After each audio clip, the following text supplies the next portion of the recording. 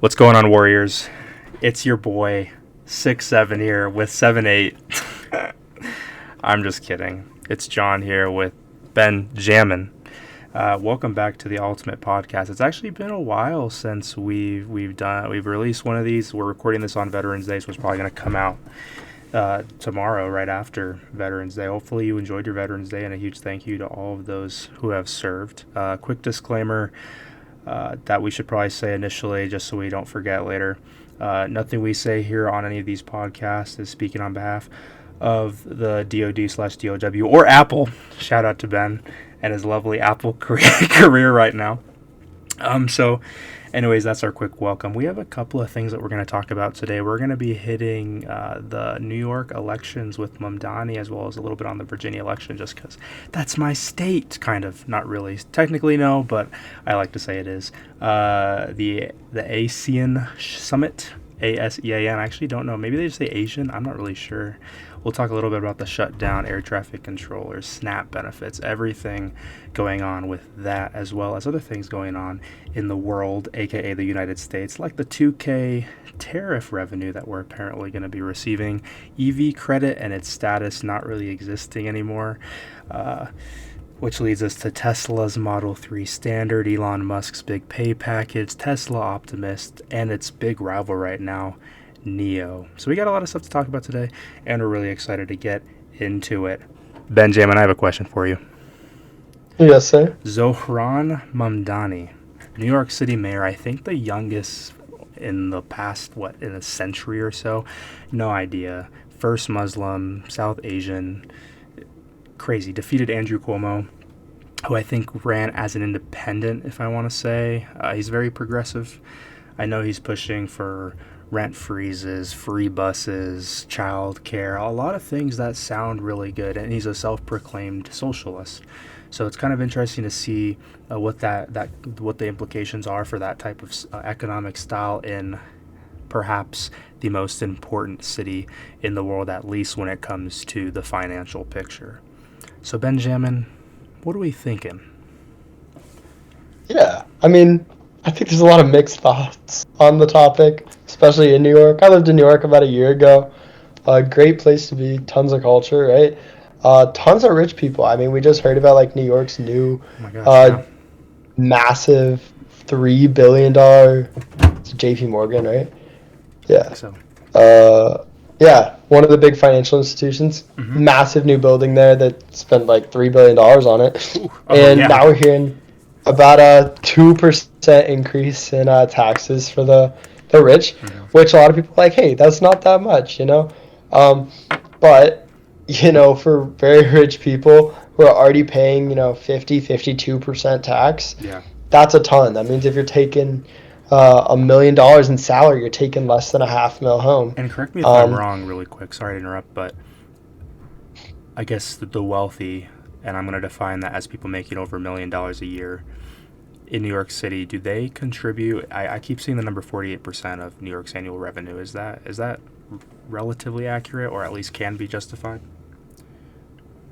Yeah, I'm not sure about the New York specific statistic, but yeah, a massive portion of New York's tax revenue is from rich people, and so we hear a lot now about like everybody's gonna move to Florida is what I've been hearing pretty much the most of, right?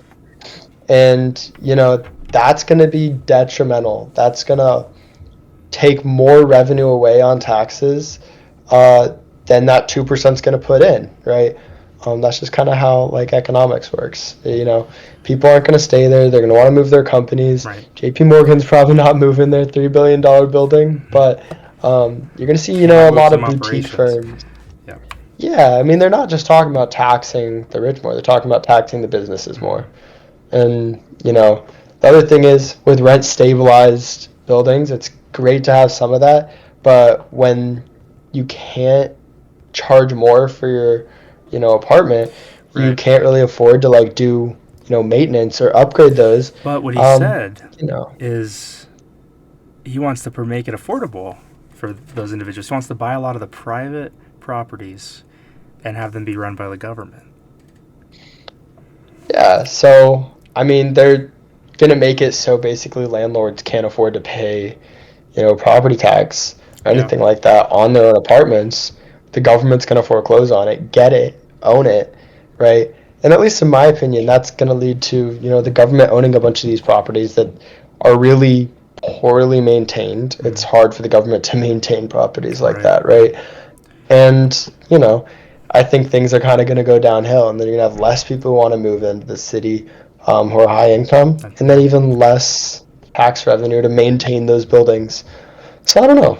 Yeah, Lots of interesting stuff. I've seen a few different things. I know some people say like, oh, it's actually not very true that whenever there's a big tax hike in major cities that very wealthy people leave. But I've also seen with some recent sources circulating about 100 million or so in Florida's housing market in real estate contracts could potentially be tied to migration away from New York after Mamdani being elected in New York City. I know there was a report from Fox Business, Miami-based developer BH Group.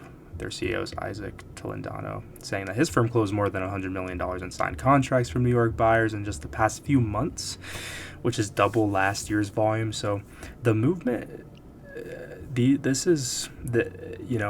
Florida, Miami, that area may become, as you've said before, the next New York City. So it's really interesting to see. And yeah, I appreciate your perspective on this. I think that obviously I'm a big fan of capitalism. I think that capitalism is the one economic system to where even though it's corrupt like all the others, it's the one where you have the best chance of survival. And I also like Ronald Reagan's famous words of the 9 scariest words you can hear from the government is, I'm from the government and I'm here to help. So I find it really interesting on what that might look like. I think, if rich people do end up leaving New York City who pay a lot, I am interested to see how he will be able to pay for these things that he's proposing, which they're great things. On paper, it'd be awesome if rent could be frozen, if healthcare could be free for all, if we can have free transit. And I think I would have to get a source for this, but I know that whoever runs the transit system up there was expressing a lot of concern to Mamdani about making it free in the sense that they rely on that revenue. So I think the question is, where's the money going to come from? And I want to be able to find an answer. I found this, I need to confirm this video, but there's a video Mamdani posted because he told people to stop giving him money after he reached like his 8 million or whatever campaign threshold. And then the next day he said, remember when I told you you can actually start paying me again or something like that? Am I tripping on that? No, it was like 6 hours or something after he was elected. Oh, wow. He went back and was like, hey guys, we need your money again to start making these things real. And that's the crux of it is, first of all, legislatively, are they going to even become real? Like, is that something that, the New York legislators going to allow? But secondly, it's the fact that things require money and you don't just get money for them. And I think when you're talking about the transit system, look at Boston's transit system. Nobody pays to get on the T, and it's extremely poorly maintained. Yeah. It goes extremely slow, and even when they pay to overhaul it, it's still very poor compared to what it could be. Right. Yeah. But I think what he is wanting, at least to morally clarify, are good things. They're good. They in the sense of it is trying to make life better for as many people as possible. I honestly, especially for New York City, I would wish any mayor success. I would wish them they perform very well, and I hope he can work well with the administration and things like that to achieve objectives. I don't have a lot of optimism in what could potentially happen, but I'm interested. Have you seen the police issue that came up with Mamdani? In terms of him wanting to hold NYPD more accountable? He voiced some opinions on wanting to defund, reduce funding to the New York police. I've seen. And once he was elected, did you see the Texas? There was a Texas police union actually made targeted ads specifically to New York Police Department officers. It was like, come on down. And there was like a whole social media campaign, kind of like Mamdani's like massive social media campaign, about like, hey, we got bagels down here in Houston or whatever too. And yeah, so a push to kind of bring police elsewhere as well. Remind me if I forget Houston and the Houston airport and ATC stuff. I have a story about that actually, because I just was in Houston over this last week for part of the half of the week. So remind me that if I forget. But We'll no, get there. I didn't see that actually, and that's kind of interesting to hear. I think it is concerning. Law and order is needed. I mean, obviously, I'm in the military, and I find law and order pretty important, both domestically and abroad. And he said in the past on a lot of his X posts and things like that, right? I guess at the time tweets, and he's changed since, but he said defund the police very explicitly. And I know some people use that slogan, and I think it can be overused, and it can be used in a very, people might not mean it literally, but other people do. And at one point, I feel like he did mean it literally. I know that's not what he's going to do, nor what he's wanting to do. And he explicitly stated recently he does not plan to do that. But reform is good. Reform can be good. Reforming a police department, every system is flawed. And if you're going to pinpoint and figure out how to make the military has a lot of flaws too, in terms of how we operate. And it's important to address those. So I just hope how that's done is going to be done in a conducive way to benefit and increase the safety of New Yorkers. I don't know I haven't looked at the details on what he plans to do. If it's just reducing money, let's reduce it for a reason. Let's figure out if you're going to reallocate it. Let's make sure it makes sense. It could be bloated. I don't know a whole lot about NYPD. The Houston PD stuff, that's kind of funny to hear though. Yeah. Mamdani. So we'll see. He's many first. Speaking of many first, I'm going to spin it over to Virginia a little bit. Abigail Spanberger, she won governor. I think it's the first female governor of Virginia, if I remember correctly. I know she worked for the CIA for a while. And going into qualifications, right? I know this can be here nor there. I know Mamdani, he's been accused of not having a lot of qualifications. Abigail Spanberger, just to give a little bit, CIA from 06 to 14. She's got a lot of national security credentials, serving 3 terms in the U.S. House in the 7th District of Virginia. She was a little bit more moderate and more pragmatic in how she approached a lot of issues. And I know that the Republican candidate and I think the few others that she rivaled, she was definitely the most moderate candidate out there, so I can kind of see why she won, especially because it was probably time for a party flip in Virginia. That usually happens after people get tired of one party. It's time to go to another, or time to go more moderate, whatever it may be. So I think she hit a lot of voters, and it's just so funny. I find this very interesting because I looked at both her. I know you probably don't have a lot of information on this, so that's why I don't want to talk about it too much. But I looked at both her and her competitors' websites. And it says, like, you go to the issues page, and it's really funny. Her main rival, Winsome Earl Sears, who served as the lieutenant governor of Virginia, they both have, like, very similar issues that they want to address, and they state very similar wants, very similar outcomes. So what I try to implore people to do, especially people who are watching, especially people who may be like, oh my gosh, Mamdani is a communist, but I meant is a communist scumbag or whatever. Like, I would say be careful, and like the goal of these people, regardless of who gets elected, is that they're wanting to solve problems that most people in the United States, I would argue, believe are problems that need to be solved. It's just different ways on how they want to solve it, and it's kind of important to spend the time and doing the research and looking into those things. But elections, midterms next year, that'll be a fun conversation. We'll have to do like a live stream of checking, like watching debates or something. I don't know, that'd be fun. But anyways, Yeah. anything else on Mamdani? Oh, also election. Well, not on Mamdani, but elections. Is we also have the Miami runoff coming up. Oh yeah. In Miami, Mayor. Leading is Ellen Higgins, and she's a Democratic socialist, which is kind of interesting, I thought, because we saw everybody who was like, "Oh, I'm moving from New York. I want to move to Miami," So I right? guess Texas is And next. Ellen Go move Higgins, there. socialist. Yeah, which is actually really funny. Um, there's a large population in Miami of people who've felt real socialism, Yeah. and who are very against her. But she's the front runner right now. Wow. Um, she got 36-ish% of the vote. Uh, Yeah. and, you know, Emilio Gonzalez, is that I guess, the yeah, Republican? he's the second candidate. He only got 19% of the vote. Wow. But we'll see how that shapes up in, I think it's December. Yeah.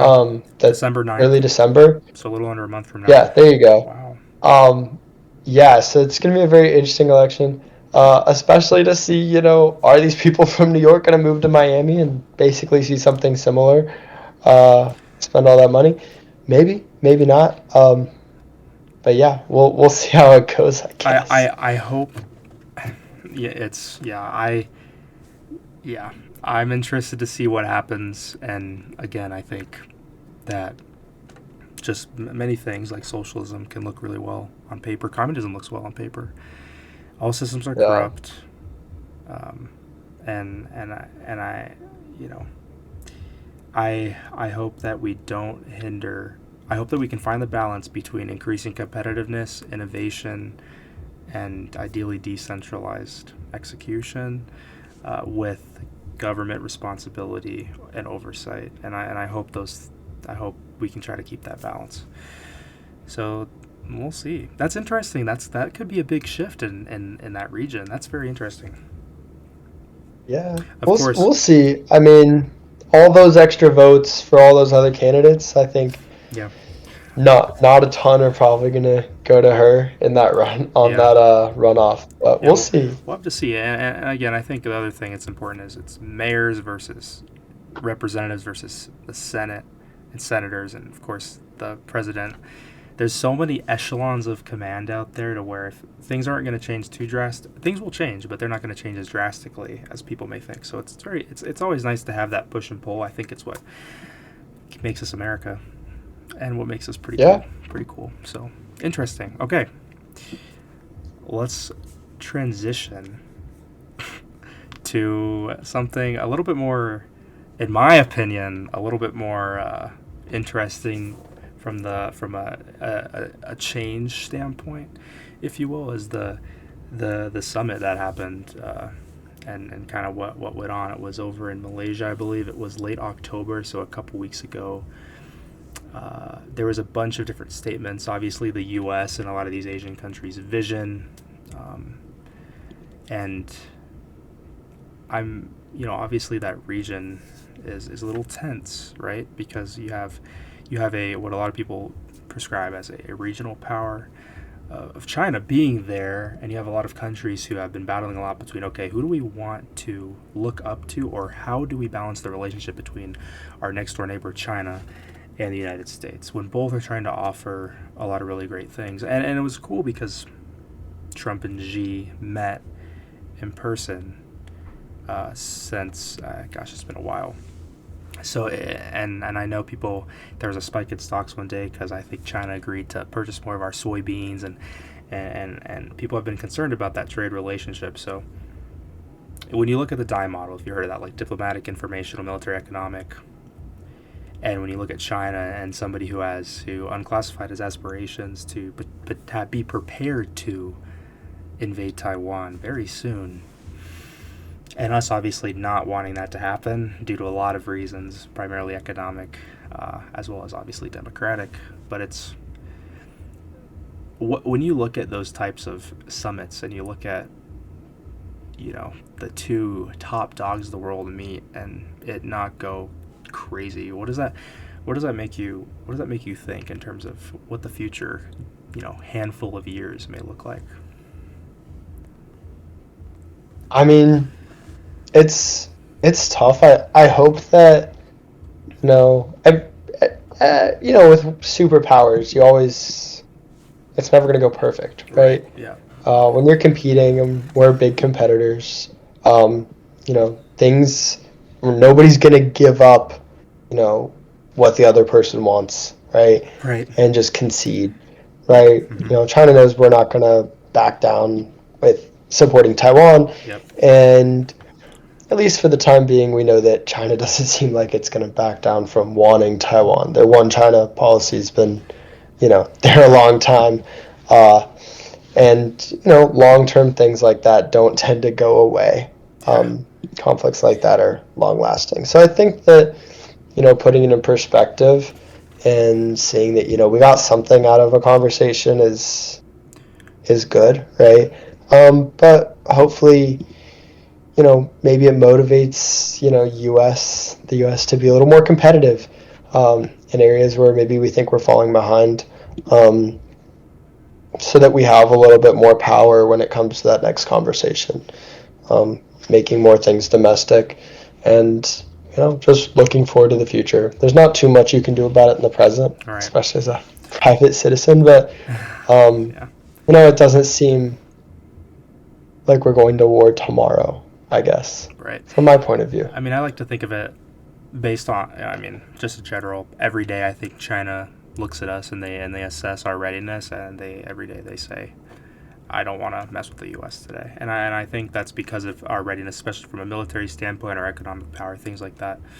So I think there's always going to be that balance. I think that China, given the opportunity, would like to execute something, and based off a lot of things that I know and some things that I quite frankly make assumptions on, I think they're just balancing when is the right time. And I'm interested to see if there's a diplomatic arm that we can use, especially in this administration, that might be able to fray them away from doing that. I'd like to be optimistic on that because I'd rather be optimistic and wrong than pessimistic and right, because that's just not a fun way to live. But the summit in general, it's a bunch of Southeast Asian countries, right? Highest level gathering. I know the Secretary of War, Hegseth, he's traveled to many Asian countries like twice now, I think, and obviously to show, hey, we're here, and we're here to stay. The Indo-Pacific region is a very big region of interest for us, as we have a lot of reasons for that. So I think we made a lot of economic progress, especially with these tariffs coming down earlier in the year. We've really tried to restructure the deals we have there. I know we're really close buddies with Japan's new prime minister, the first female prime minister there, because she's very similar to Trump in terms of some of her views, very conservative. So I think we're going to have a pretty good relationship with Japan for the next couple of years. So sustainability is going to be very important, and that region of the world is booming. So it's a matter of, okay, how do we maintain not only relevancy, but help them achieve their regional sustainment a lot of countries there want to have, because there's the big dog of China trying to cause some pains. So yeah, we'll see how that works out. Hopefully, what I'll tell you is that obviously, being in the military, we spend a lot of time assessing potential threats both regionally and globally. And there's a lot of things that we do every single day to ensure that we maintain the world's greatest armed forces. So what I would say to China is they should not try. They should not try. I think a lot's going to matter in the air, or in the cyber and the space domain. I think that's where the future fight, that's where the limb fact, that's the determining factor in my opinion. And that's why I joined the Space Force, because I think that's going to determine if we win or lose. So hopefully it never comes to that, but if it does, we're gonna be ready. Government shutdown. This has been going on the longest ever one. Today marks, I think, 42 days. Yesterday was a big day on Monday with what was it? The Senate voted 60-40. Maybe it's 43 days. Am I off? It began October 42. 1st. 42 days? Okay, so I was right. 42. Government shutdown, longest one ever, right? The second longest one ever was 35 days, also under the Trump administration. So pretty interesting on that. This was the first time in history, I think, that we failed to pass the CR, which is pretty crazy. Yeah. Well, I mean, I can understand the perspective of the Democratic side not wanting to do that. I know the big issue has been centralized around healthcare and extending some benefits. But there was the Senate. They passed the funding bill with a vote of 60-40 to reopen. It's got to go to the House. Then Trump has to sign it. I think they will later this week. But, oh, man. Just a little side tangent before we get right into the ATC is that at USAFA, we've had different phases because a lot of our teachers are civilians, so they left and then some were brought back, and then they could only work certain times and furlough. We had a big training event. We still executed it. It was just a little bit more difficult to execute, and it's really interesting. We're in phase 4 now, I guess if you want to call it, and I had a civilian teacher that was basically gone for a little bit, and they were able to come back kind of as mission essential. Because the mission is to ultimately graduate the seniors. That's the most important thing they want to do, graduate the firsties here. But being at a service academy during a shutdown, worth a whole separate conversation for sure. But beyond that, federal workforce disruption, people applying to USA jobs, that's been a big challenge because jobs basically don't exist on there right now for most positions that people who are just getting out of college would want to have.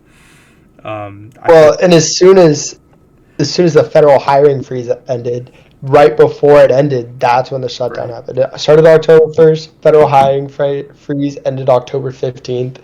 So it's just been a continuous, non-hiring of government workers. It'll be interesting to see how competitive that landscape is in the next couple of weeks. Every week, the Congressional Budget Office estimates the shutdown costs our economy between $7 and $14 billion, which is crazy. Wow. It could potentially shave off 2% of real GDP growth in the fourth quarter. Pretty scary stuff. What else is scary and potentially life-threatening is air traffic control. I know the FAA announced the 10% reductions across like 40 high-value markets, whatever it was, around that. Thousands of delays and cancellations, controller absenteeism, a lot of people, I guess, calling in sick for work, if you will. And I know Trump recently posted something trying to give the people who stayed $10,000. I don't know exactly. I think he said, I don't know where that's money's going to come from. Obviously, a lot of stuff. Fact check me on any of this if I'm wrong. We'll try to add that in the comment section if we get something wrong. We want to be right. The facts are what we search for. Isn't that right, Ben? Or we just can blatantly lie. That'd be good too. We could convince people. I'm just kidding. Oh yeah. Speaking of all this ATC stuff, Houston, I was there. I watched the video of how busy it was. It's also I have a sunburn, by the way. Look at this freaking, oh my goodness. Anyways, Ben, ATC, what's going on, bro? What's going on? Yeah, I mean they're all gone. Trump's post today was like, "Get back to work, air traffic control," and then all caps now, which kind of crazy. Mm-hmm. But I mean, we'll get the government back, but are we gonna get air traffic back to normal by the time that Thanksgiving hits? It's what, 2 weeks? It's a big deal. Yep. 2 weeks and 2 days from now. It's crazy. I don't really know. I'm a little nervous. I'm flying up to Boston. No. Thanksgiving. Okay. We'll see. And I got a tight turnaround on that next day after Thanksgiving to get back to work. I think I get in at like 9 a.m. My shift starts at noon. So we'll see if I can make it from downtown Atlanta up to Alpharetta. Might be a little late. Apple might get very angry. 3 hours. We'll see. My flight leaves first thing in the morning from Boston, so as long as I, get on the plane, I think I do have to wake up at like 3 a.m. in order to get to Boston, the Boston airport on time. Yeah. But, I'm hoping that everything's opened up by then. And I hopefully got a trip right after I get back with my best friend John. Heck yeah, dude. Orlando, baby. And we'll make a vlog in person when we're there. It's going to be great.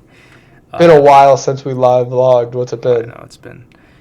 We didn't even see each other last time we were in the same state. No, we did. That was this summer. Yeah, we saw each other briefly in Virginia. I mean, look, ATC, chronic pipeline shortfall from this probably as well. Chronic. It's really concerning. I don't blame the FAA for reducing traffic. It's really scary. I watched the video on the Houston airport having 3 to 4 hour delays in their TSA. It was all over I guess the news, Instagram is what I saw it on. So when we arrived in Houston, because I was like, oh, it's gonna be busy. So we flew. I flew just last week, and it was the Mhm. weekend of the video, and then I flew in on Wednesday. I was there until I left Saturday morning, and leaving Denver is fine. Nothing crazy here. TSA, there's nothing. Our flight was in the morning. Nobody was no line. So went through that fine. Went to Houston. Arrived at the Houston airport. Didn't seem busy out of the ordinary. Right, it's late afternoon or early afternoon. I asked the rental car person. I was like, hey, how early do you think we should get here? We're leaving Saturday morning. Like, she was like, get here. Our flight was at 10:15. She's like, you need to get here no later than 7. So I was like, okay, wow, it's gonna be a. So, anyways, trip happens. We do all this stuff. Shout out to Texas A&M, by the way. We visited Texas A&M. Cool place. Then we went back to the airport. Okay, we were like, oh, we got to get there early. So we start driving 5 a.m. because we're about an hour and a half away. We stayed in College Station. We get to the airport. We park the car. It's 6:55, and we go to TSA, and then we're through TSA by 7. There was no line. There was nobody there. So actually, maybe that weekend was a fluke, or maybe people got scared from flying out of Houston. But I spent 3 They've been hours in an Amex saying, lounge. dude, they've been saying that actually the amount of like canceled flights is making people cancel their own flights. So Yeah, some airports are like don't have any right. TSA issues, which is crazy. I've purchased But like 6 or 7 flights in the past week or so. Sorry, I had to pull it in there. I'm trying to do better at the funny jokes, but I don't know if that one's gonna fly very well to the audience. But audience, ridicule him in the comments yeah, for me, do please. whatever you got to do, whatever. But I seriously, I purchased a bunch of flights recently, like the Orlando ones in total, including my flight from Denver to here to DC, as well as Karina's flight, both round trip. So that's 4 flights total. Two She's hundred. coming officially? She is $272 total for all those Wow. flights Wait, through for Expedia. 6? Oh, with your little discounts. No, just on Expedia, no discounts. You could buy them for the Wow, same. that's It's crazy. crazy, right? And then I got a flight. My return flight is 114 from DC back to Denver. So crazy stuff. Usually flights are pretty inexpensive already because I'm flying Frontier. I got a Southwest flight and I think a United flight, but shout out to Expedia. I know people have some issues on not booking directly through the airline, but Expedia actually uses the money you spend and it goes directly to the airline. I have never had issues with Expedia. I know people have had issues with using Frontier or Spirit. I haven't had any issues with Frontier, except one time I almost wasn't able to get on the plane. That was a little scary. But if you're looking at flights, I would check now and check on Tuesdays. That's usually the best day to buy flights. Flights are at a pretty good price right now. And obviously during the holidays it's going to be worse. So like now Ben is peeing. I'm actually going to continue saying words. He might be able to hear me if I was in his AirPods. But with all the hecticness, that's not even a word, chaos of air traffic control, it's actually pretty interesting. I've been reading a lot of mishap summary reports on for a class, a behavioral science class, and ATC's always mentioned, and usually crew resource management can be one of the contributing factors to whatever mishap that occurred. Um, One thing I find really interesting, I know at the beginning of the year, there was a lot of discussion about all these plane crashes going on, and a lot of it was they were trying to tie it to the new administration or to the past administration or whatever it is. Uh, and I found it interesting. I'm gonna check it now because it might have updated, but I want to see if this year there's been a increase of plane crashes compared to last year and the past couple of years to see if truly this year has seen an increase in crashes and accidents due to some of the commentary that was said earlier this year revolving around that industry. So let's see here. Are there a greater amount of plane crashes this year than the past? Let's go 5 years. And I don't know. I just find it interesting because statistics. Oh wow, there we go, Ben. Statistics have We're also recording, by the way, Ben. I don't know. Can you hear me? Good stuff. Statistics. Yeah. You can always try to manipulate statistics in a way in which you present them to try to justify what you're trying to say or what you believe in or your opinion, whatever. But I try not to do that. So here's what I'm going to check. Breaking down some data. So according to the International Civil Aviation Organization, in 2024, the global accident rate. Okay, I don't want global. Let's see. Just in the U.S. Because global, oh man, that's a whole matrix of contributing factors. All right. I just got a notification. Supreme Court to weigh in anew in SNAP food assistance payments. That's what we're talking about next. According to an analysis from Airport Tech, from January to July 2025, there were approximately 623 accidents in the U.S. compared to approximately 729 in 2024. That's 100 less. But maybe people are flying less. Maybe there's less flights. Who knows? Early 2025, 13 fatal accidents in the U.S. Then again, 2025 is not over yet, and that was just January to July. Oh, no, that was the same period. Yeah, so I guess those are comparable. And then 13 fatal accidents in the U.S. compared to 31 fatal accidents in the same early period of 2024. Total accidents involving U.S. registered civilian aircraft decreased by about 50 from 2022 to 23. Okay, don't care about that much. Okay. So obviously preliminary. By the end of this year, I want to take a side-by-side comparison because the FAA and airplanes have been in the news a lot this year. I also find it interesting when it comes to, and I want to see this at the end of the year too, of the both Obama and Biden administration in their first year of deportations compared to Trump's second term. Because I know people highlight certain things in the news. And again, it's trying to use statistics and what you want to focus on to your benefit to where maybe Biden deported more than Trump did in his first. Like, I want to know. I find that very interesting because people like to pinpoint certain things. And anyways, a side tangent. I love statistics. It's really fascinating. Ben, SNAP benefits. We need to discuss that. I mean, the other massive thing when we talk about government shutdown, SNAP benefits. Millions of Americans relying on food stamps. Probably a very serious issue for a lot of people. And then, for those of us who get our news on Instagram, we are seeing a lot of crazy memes about SNAP benefits. Yeah. That ended at the beginning of this month, right? So there's been 11 days of no SNAP. No snaps. But, we see a lot of people who maybe there's criticism about who's receiving SNAP benefits as well from the broader general public, right? Yeah. But yeah, those SNAP benefits are crucial for a good bit of people, right? And the government not having that, everybody's criticizing Trump for not using emergency funds to fund the SNAP benefit program. But apparently, he posted that process would have taken a while, a couple months to get that money out. So, not a ton that the government can do without, passing a continuing resolution, right. Which it looks like we're getting. And hopefully we get a final solution before that, I think January. What is it, January 30th. Mm-hmm. I remember because I was like, oh, shoot, they're going to shut down it's around the government. Time. It's around your birthday. Yeah, it's pretty close. Don't know how many days, but yeah. Anyway, it's difficult.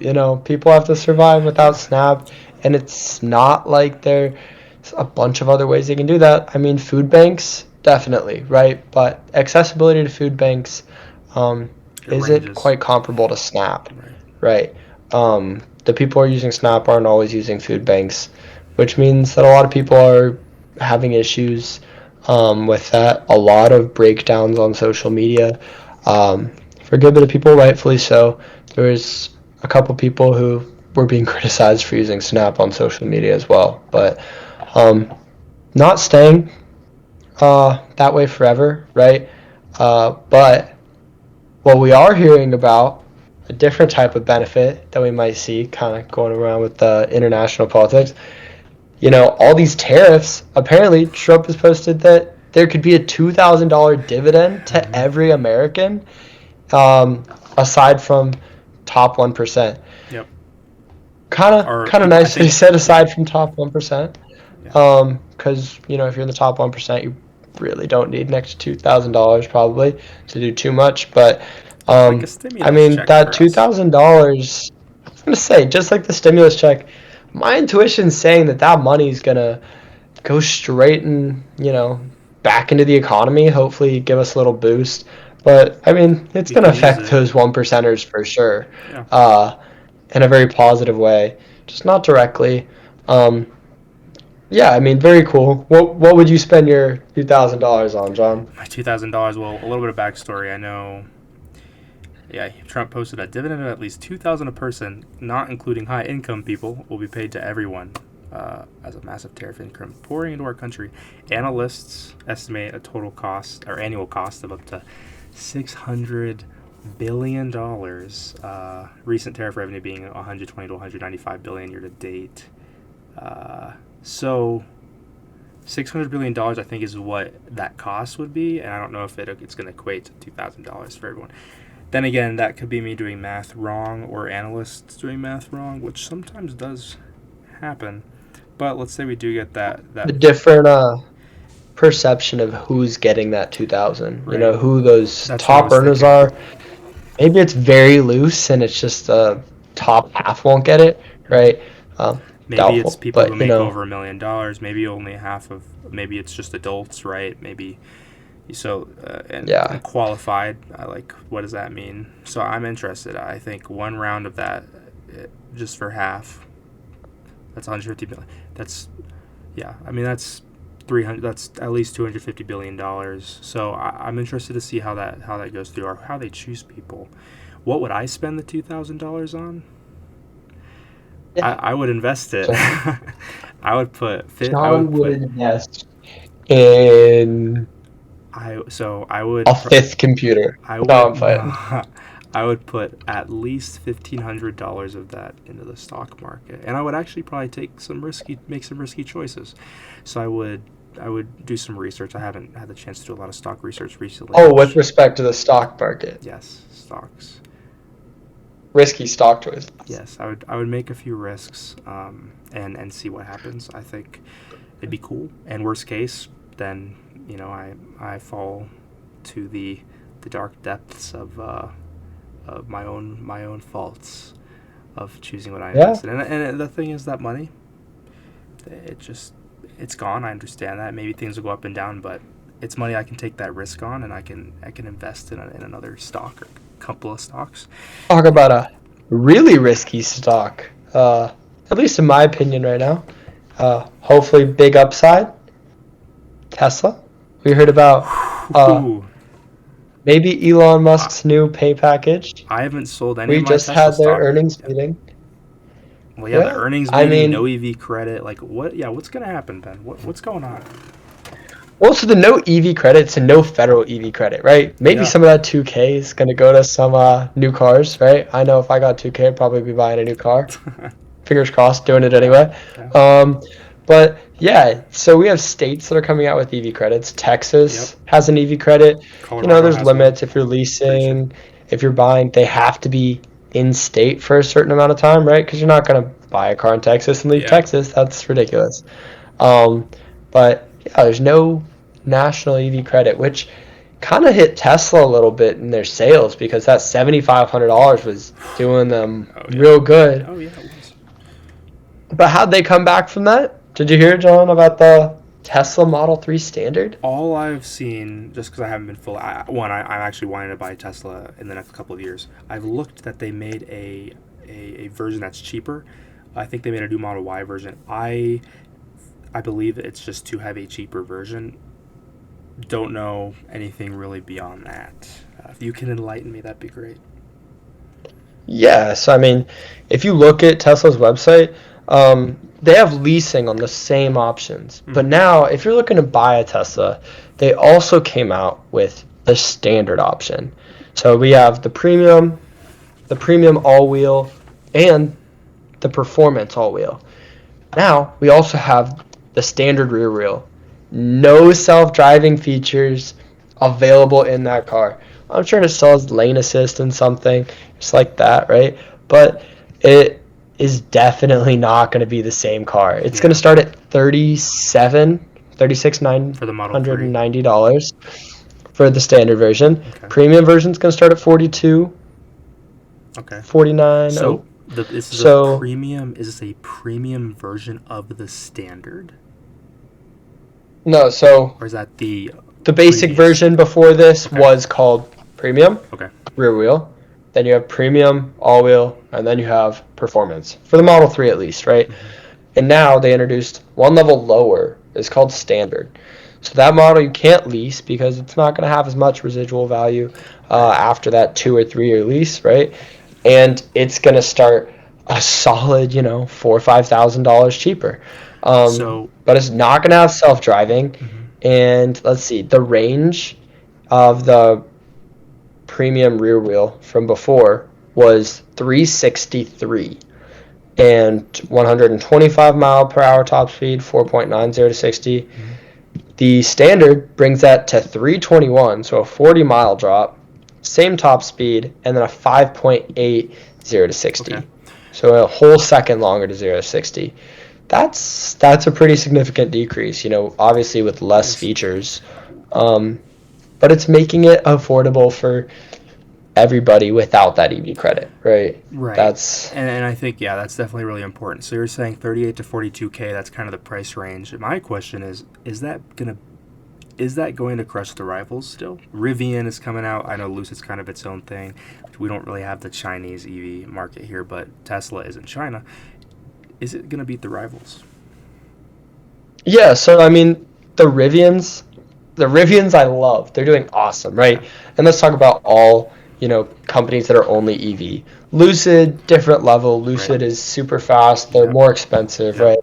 Kind of not in the same realm. More, Tesla Model S, Tesla Model X, Roadster, dare I say, type of stuff. The Roadster. Hopefully we'll see. And, Rivian's also expensive. The R1S starting at 77 grand, right? Yeah, and then the R1T starting at 71 grand. That's insane. But Rivian is pulling back. They're introducing the R2 and the R3. Let's see, the R2 is going to start at 45, right? So they're bringing it back to that similar model similar to Model Y. Yeah. It's coming in 2026, and it's beautiful.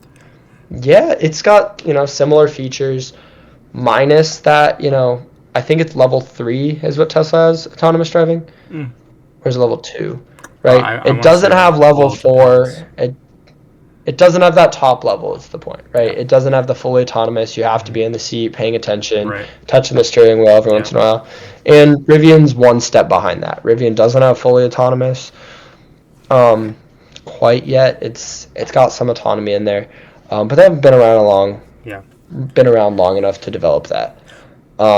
So Tesla's definitely introducing a lower price point. Yeah. It's a very simple car, right? So there's not much that you could charge for. It comes with heated seats. It comes with all this stuff. Depends on your definition of simple, but yeah, I get what you mean. Ben, the features are consolidated, right? When you're buying a Tesla, you're getting pretty much all of the aftermarkets that you're looking at. I'm looking at a Tacoma right now. If I want, heated seats, if I want leather seats, if I want, heated steering wheel, all those types of things are generally extra. Yeah. The only thing you're paying extra on a Tesla for is paint color, maybe tires, which are just style choices, and then self-driving. Right. And that's it. Outside of that, it's going to be all the same.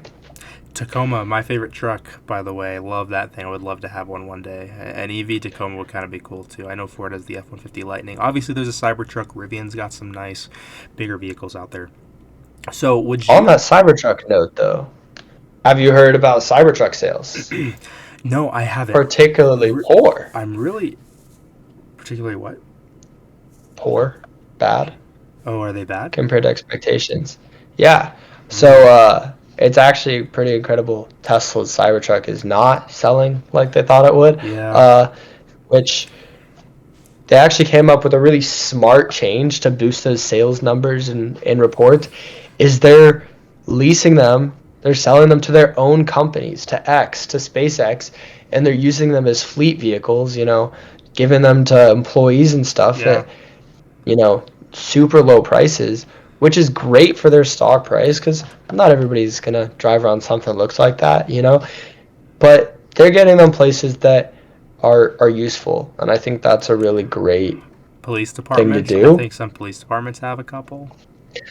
Yeah, I know that there was a good bit of pushback on the police versions just based off of interior space. Yeah. But, pushing it to your own companies, this is what Elon does fantastic, right?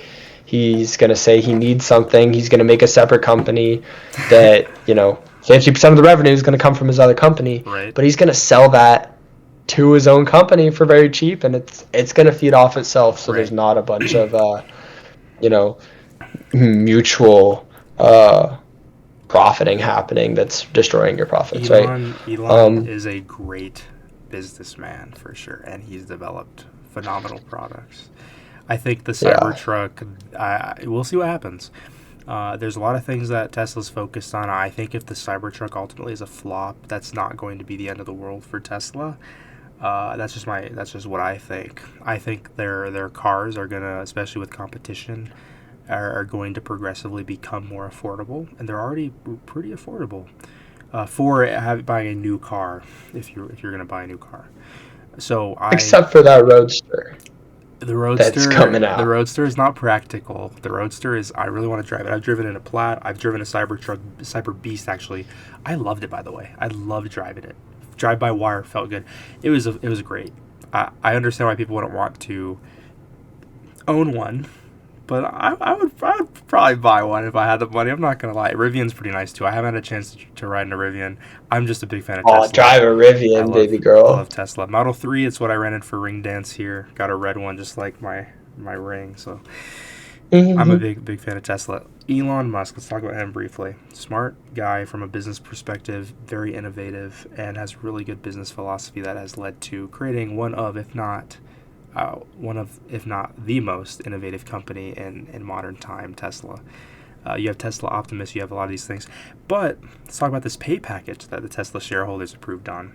Compensation up to $1 trillion in stock awards, heavily performance-based. People don't talk about that, but it's heavily performance-based. Elon gets nothing unless... Or 40% bump, right? Mm-hmm. For 40% bump in valuation. Yep, and there has to be the major milestones, right? Things have to be hit. Market value targets have to be met. So, it's yeah, that's 12% around of Tesla's shares if these conditions are met. I think that it was a ploy. I think people are overall satisfied with Elon's leadership in the company. I think they find him as a driving visionary of how they've been designing their EVs, their energy, robotics, self-driving, all of it, right? And their shareholders obviously have potential for very, very big reward. So we'll see. And I know this isn't the first time they've done something like this. I know in 2018, very similar performance-based compensation award for Elon.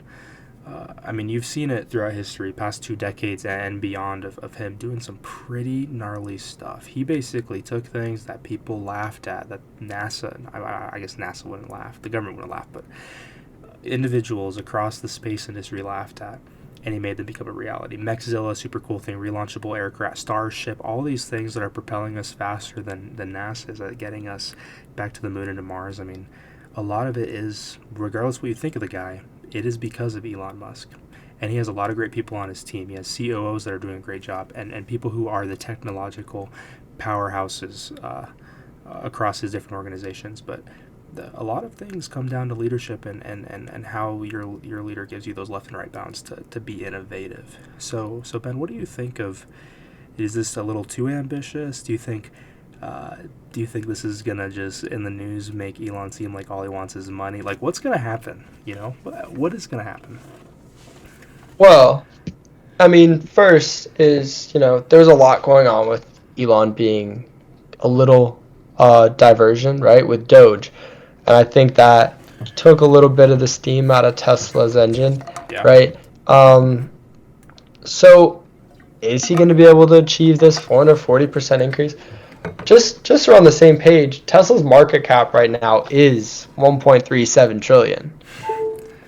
They're in the So Magnificent Seven.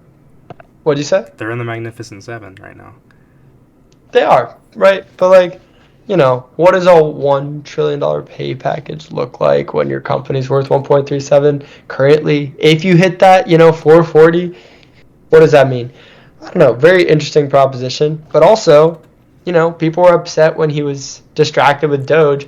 Now he's getting subpoenaed, right, to go speak in front of Congress for the Epstein files stuff and tax crimes. So I don't know what that's going to do to Tesla. That's neither here nor there at the moment, I guess. But it's a volatile stock, right? We've seen over 100% increase in the past year. Mm-hmm. And it's been all over the place. Let's see. 300%. Oh, excuse me. 222%. 303 points in the past 5 years. That's a ton. That's huge. So keeping that trajectory is, let's say, accomplishable. But is that something that's going to get weighed down by even more of that, governmental involvement? His stuff at the beginning of the year took Tesla stock, in my opinion, from $436 all the way down to that low was $241. Right? That's a 50% decrease approximately, a little less. But still, that's an incredible impact because he's so influential as a CEO. So depending, I guess, on what happens with those files and his involvement, really everybody's involvement, right? That long-term goal is super volatile and super subject to so many variables. It is. The targets may be overly optimistic, but I'm going to keep my Tesla stocks. I'm not going to sell them. I'm going to, and this is just based on my admiration for the company, is they stand for great things. Elon's propelled them, and I'm hoping that a lot of what's happened throughout this year can be not tucked away, but ideally could be moved beyond, especially after some more congressional hearings and some more output from Tesla over the next year to 2 to 3 years, to hopefully, one, as long as Elon can focus on what he does really well at and stick to that, I think that we can see a lot of great output from the company. Elon being the face of the company has pros and cons. More recently with this year, there's been a lot of negative impact to that as reflected in the stock, but I think depending on how they can market the future of these companies, I think they can see, especially SpaceX's success, XAI, all those things can correlate and at least, maybe not directly, but in some ways directly contribute to Tesla's performance. I have faith that, and obviously these are American companies and they're innovative. I want him to succeed. I want his companies to succeed. So I'm really hoping that this works out. And we'd have the first trillionaire, which would be crazy. So, or some people think that's terrible and we should never have that. But, then people don't realize that a lot of that money is not just money you can just go out and spend tomorrow. It doesn't work that way. That's a whole separate conversation. So, what were you saying? Speaking of which, Tesla's long looked at technology of Optimus, right? And possibly I've heard some things about, this would be a very useful technology in space if we were to develop a colony. Oh yeah.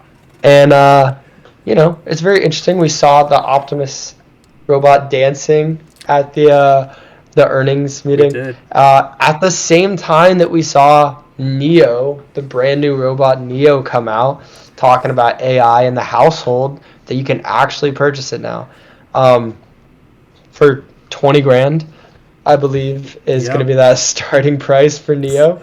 Or you can lease it. $500 a month subscription. And that's right. Coming out next year. John, what have you heard about these? Have you heard anything about Neo? I know that Optimus is still on the. It's not quite there to where it's coming to market, but have you heard anything about Neo? I think they need to spend some more time focusing on Optimus. I actually went to a Tesla store in Houston and I got this video of. Oh, it's all blurred out, but you get the idea. I got a video of the Tesla Optimus. So Neo is, gosh, I don't know. I don't know a whole lot about it. What I do know is that compared to Tesla Optimus, they might have struggles with logistics creating these things at mass if they ever get to that point. I know people in general, both with Optimus and Neo, are gonna have some privacy concerns that need to be overcome. How are these? Speaking of privacy concerns, though, have you heard about how autonomous Neo is? Have you heard about that? To my knowledge, I've heard it is more, and I could be wrong on this, but I think there's more human in the loop than Tesla Optimus. Well, Tesla Optimus isn't to market yet, so how much human there is, very variable. But Neo, almost completely piloted by an actual person. All their demos except two specific features were piloted, which is insane. It took forever to learn new tasks, and this is with somebody sitting behind a curtain with, AR VR headset and, joysticks. It's incredible that it first doesn't have the dexterity to do, a ton of tasks. Right. It looked like it broke a finger while opening a dishwasher. Took 5 minutes to clean one dish. But basically, if you're gonna get a Neo, you're welcoming someone to remotely pilot your robot in your house. And even the CEO's you have to accept that there's a privacy thing that you're going to lose until we can train these robots to do these things autonomously. And you're going to lose privacy at the beginning, which is incredible. Transparency. That you're basically sacrificing for data. What company is this, right? 1X Technologies, they're in Norway or a Scandinavian country.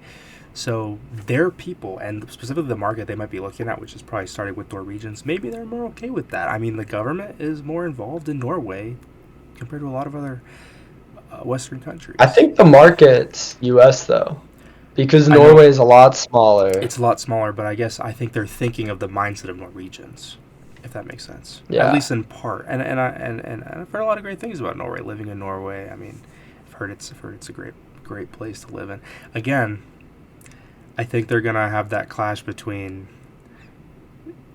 I don't want to say some. I want to say probably a considerable amount of United States citizens don't recognize how much already their privacy is at risk with how they utilize technology. They're very transparent with it, and that transparency, especially if that gets down to the American consumer, may turn a lot of people off. So I'm kind of interested to see how this goes. But how do we develop things? The other thing, have you seen it? No. I have not seen Neo. I've seen Eve, which was their previous model, but I've not seen Neo. In my opinion, Neo looks like a sock. Do you think it's better? Oh, it's the sock one with the cloth. The sock one. I've seen pictures. I think I might have seen a video of it. Yeah, I've seen that one. Shoot, how do I turn them? Yeah, I've seen that one. He's creepy. It is kind of creepy. It's creepy.